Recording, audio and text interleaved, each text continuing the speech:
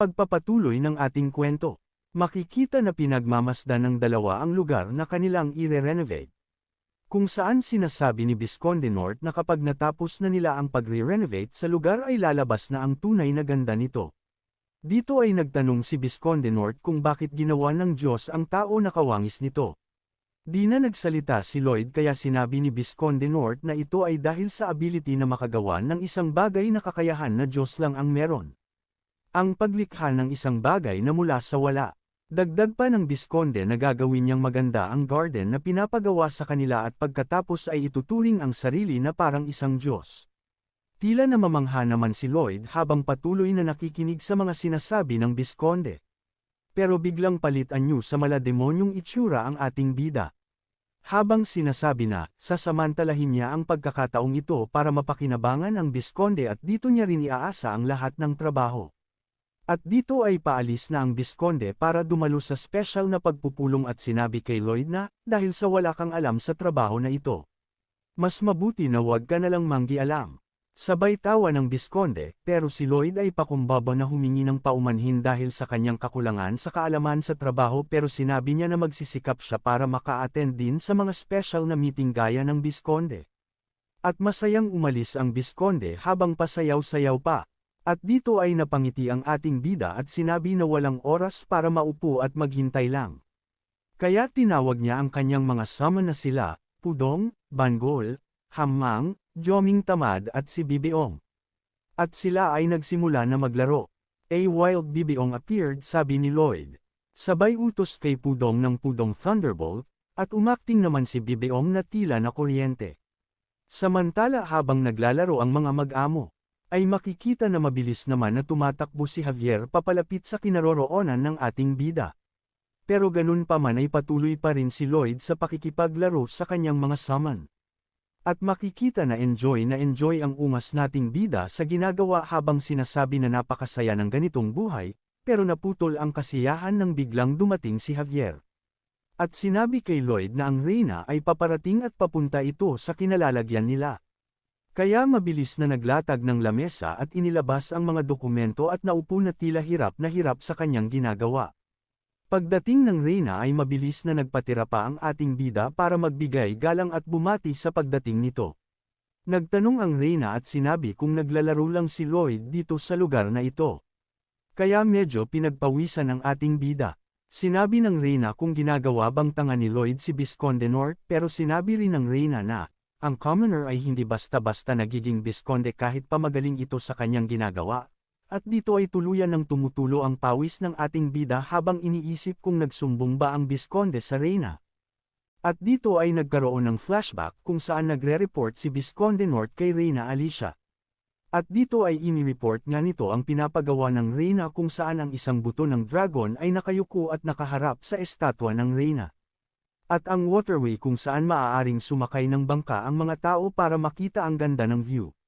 Pero sinabi ni Visconde Norte na halos mabiyak na ang kanyang ulo kakaisip kung paano susolusyonan ang padausdos na daanan ng tubig. At inamin na hindi niya kayang solusyonan ito mag-isa. Kaya napatanong ang Reyna kung ang gusto ba sabihin ni Visconde Norte ay baguhin ang idea na nais nito. Pero sinabi ni Visconde Norte na hindi na kailangan. Dahil si Lloyd ay may infer na solusyon para sa kanyang problema. At ito ay ang paggawa nila ng isang sistema sa ilalim ng waterway at ang pag-install ng mga locking gates sa bawat level nito. Kung saan kapag ang bangka ay nagsimula ng pumasok sa unang locking gates ay isasara ang nasa likod nito para mabawasan at bumaba ang water level kung nasaan ang bangka. At kapag pantay na ang water level ng nasa harap nitong locking gates ay sa kanila ito bubuksan para sa pagpapatuloy ng pag-andar ng bangka. Sinabi rin ni Visconde na hindi lang ito ang mga mahirap na isyu ang nasolusyonan nila kundi marami pa at sinabi na salamat sa mga tulong ni Lloyd. Pero ganun pa man ay lagi daw sinasabi ng ating bida na wala itong alam sa kung ano ang trabahong ginagawa ng Visconde dahil ang Visconde lang daw ang makakapagsabi kung magiging maayos ba ang kanilang plano o hindi. Dagdag pa ng Visconde na si Lloyd ay super talented at tunay na maraming nalalaman pero ibinibigay sa kanya ang lahat ng credit at mas pinipili pa nito na maglaro at kunin ang kalahati ng bayad sa kanila. Pero sinisigurado naman nito na maisasaayos ang mga crucial part ng kanilang construction. At sinabi pa ni Visconde North na si Lloyd ay pwedeng makonsider na paragon na isang tunay na mapagkakatiwalaang tao. Dito ay tagaktak na ang pawis ng ating bida habang nag-iisip ng kanyang idadahilan, dahil baka ipakulong siya ng Reyna. Pero pinatayo nga lang ito ng Reyna at tinitigan si Lloyd habang dahan-dahan na inaangat ni Lloyd ang kanyang ulo na may halong kaba. Pero nakangiti nga lang na sinabi ng Reyna na, labis itong natutuwa sa mga ikan-ikilos ng ating bida. At sinabi na gawin lang nito kung ano ang nais niyang gawin. Tila nakahinga ng maluwag si Lloyd habang pinagmamasdan ang papalayo na si Queen Alicia. At pagkatapos ay malademonyong tumatawa na tumingin kay Javier sa pag-aakalang dinalaman ng Reyna kung ano talaga ang ginagawa niya. Pero sinabihan lang siya ni Javier na napakabagal niyang mag-isip para sabihing hindi alam ng Reyna ang mga pinaggagawa niya. Dumating ang taglamig na klima ay nagpatuloy pa rin ang kanilang proyekto sa hardin ng Reyna nang walang hinto. Habang si Lloyd naman ay hindi rin nagpapahinga sa kanyang pakikipaglaro sa kanyang mga alaga. Sa pagdating naman ng spring ay siya naman oras ng pagkatapos ng kanilang proyekto. Makikita ang maraming tao na nagtitipon-tipon. Manghang-mangha naman ang iba sa mga panauhin ng Reyna dahil ito rin ang unang pagkakataon na makita nila ito ng personal. Habang lumalapang sa pagkain si Lloyd ay napatingin ito kay Javier at nagtanong kung ano ang tinitingnan ni Javier. Sinabi naman ni Javier na sa di niya maipaliwanag na dahilan ay parang di niya gusto ito. Bakit? Masyado bang sosyal ang mga pagkain niyan para sa'yo? Tanong ni Lloyd. Hindi yun ang ibig kong sabihin. Paano ko ba ito sasabihin? Sagot naman ni Javier. Sabay dagdag nito na, saka daw nito naisip na si Lloyd ay isang malas na nilalang. At dito ay nagalit si Lloyd at nagtatanong kung ano ang nagawa nito na hindi nagugustuhan ni Javier, pero sinabi ni Javier na hindi iyon ang ibig niyang sabihin, at sinabi na katulad ng nangyari sa Crimo na kung saan pag may nabuild itong istruktura at nagkakaroon ng piging ay may mga nangyayaring kaguluhan kasunod nito. At tila mapang-asar na sinabi ni Javier na kung may something na mangyayari ngayon ay tunay na malas kang nilalang sabi nito nang nakangisi kay Lloyd. Makikita naman na pikan ang ating bida. At habang nagtatalo nga ang dalawa ay may isang malakas na pagsabog ang nangyari. Kung saan biglang nasira at nahati ang ulo ng buto ng dragon, na ikinabigla ni Queen Alicia at lubhang ipinag-alala naman ni Visconde North. Gulat na gulat rin si Lloyd at sinabi sa sarili na, hindi dapat ito maaaring mangyari dahil ginamitan niya ito ng simulation skill kung saan hindi naman ito nasira. Matapos noon ay sinabi ni Javier na humanda sa pagtakbo si Lloyd. Napatanong sa isip si Lloyd kung bakit siya pinapatakbo ni Javier at sinabi na mukhang nakakaramdam ito ng matinding panganib. Nang biglang may lumabas na masamang aura mula sa mga buto ng dragon. At dito ay makikita na muling nabuo ang nasirang ulo ng dragon dahil sa aura at makikita na nagkaroon ito ng buhay at nakatingin sa rebulto ni Queen Alicia. At sinabi na, bago pa man mapugutan ng ulo si Targa ay nailipat na niya ang kanyang kaluluwa sa buto ng dragon na ito. At ngayon na ang oras na kompleto na ang kanyang pag-transfer dito. Kung saan makikita na tuluyan nang nagkaroon ng buhay ang skeleton ng dragon. Kung saan mabilis nitong inatake ang rebulto ng Reyna na dahilan ng pagkawasak nito. Sabay bawling ng tingin sa maraming tao kung saan nandoon ang Reyna. At lumipad ng papalapit dito. Kung ayaw mong magkaroon ng di kaaya-ayang pagkamatay ay umalis ka dito. Sigaw ng Reyna sa skeleton dragon, sa isip ng Reyna ay isang swordmaster lang ang may kakayahan na makakapigil sa halimaw na ito. Tungkod ng Reyna sa kalaban pero madali lang itong na-deflect ng kalaban. Samantala sinabi sa isip ni Targa na dahil sa kakasanib niya lang sa katawan ng dragon na ito ay di pa siya makakilos ng mabilis. Pero ayos lang daw yun dahil parang mga langgam lang naman ang lahat ng tao dito. Dito ay iniisip ng Reyna na di nila kayang labanan sa pamamagitan ng lakas ang dragon.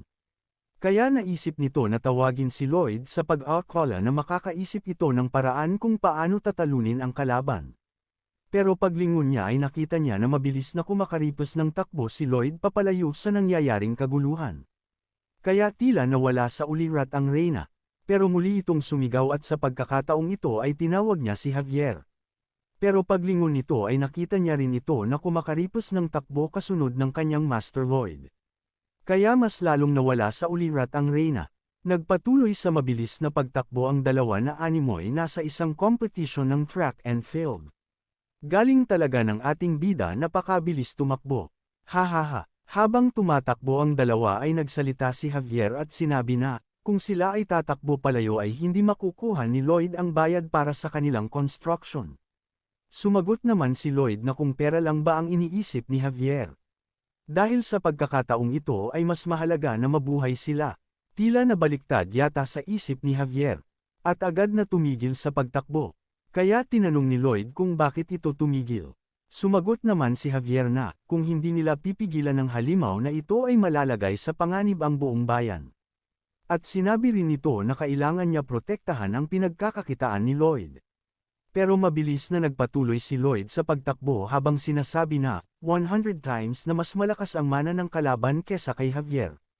Kaya nasabi na lang ni Javier na, sige tumakbo ka sa bilis na kaya mo. Pipigilan ko ang kalaban na ito kahit pa ikamatay ko. Sabi ni Javier, di na nakapagsalita si Lloyd pero halatang nag-aalala rin ito. Samantala patuloy sa pag-atake ang Skeleton Dragon sa Reyna pero nagagawa naman nito na makaiwas. Pero dahil sa lakas ng mga atake ng kalaban ay nahihirapan ang Reyna, nang malapit na itong matamaan ng atake mula sa Dragon ay siya namang pagbalik ni Javier. Gamit ang Aura Sword ay inatake nito ang Dragon na naging dahilan para di tuluyang matamaan ang Reyna sa atakeng ginagawa ng Dragon. At pagkatapos ay natuon naman ang atensyon ng Dragon kay Javier kaya ito naman ang kanyang inatake. Nagagawa naman na maiwasan ni Javier ang mga atake ng kalaban at sinasabi sa isip na, hindi ganun ka-accurate ang mga atake ng Dragon pero kapag siya ay nataman siguradong may kalalagyan siya. Tila namamangha naman ang Reyna sa nakikita. Nang muling umatake si Javier na direktang tumama sa kalaban, pero tila bakal sa tigas ang katawan nito kaya parang di man lang ito nagalusan, at bumuelo ang dragon na ito para lumipad, at mabilis na inatake ang tumatakbo na sina Javier at Queen Alicia. Sa isang banda naman ay makikita si Bibiong na may hawak na red sunflower kung saan gigil na ibinato ito ni Lloyd na nakasakay sa likod ni Goming Tamad. Pagkakain ng sunflower ay dahan-dahan na lumaki si Bibiong kung saan diretso bagsak nito sa likod ng dragon, na makikita na nasaktan ang kalaban sa ginawa na yun ni Bibiong, at pagkatapos ay mabilis nilang tinulungan si Javier at Queen Alicia. Nagtataka naman si Targa kung ano ang bagay na yun, dahil pagkatapos ng ginawa na atake ni Bibiong ay bumalik din agad ito sa normal niyang size, habang nasa ere ay iniutos ni Lloyd kay Goming na gumamit ng Dong Blast, pero tila nahihiya si Goming dahil marami daw ang nanunood, kaya pinaghahampas ito ni Pudong. Kaya ayon nagpupo na si Goming Tamad sakto sa katawan ng Skeleton Dragon,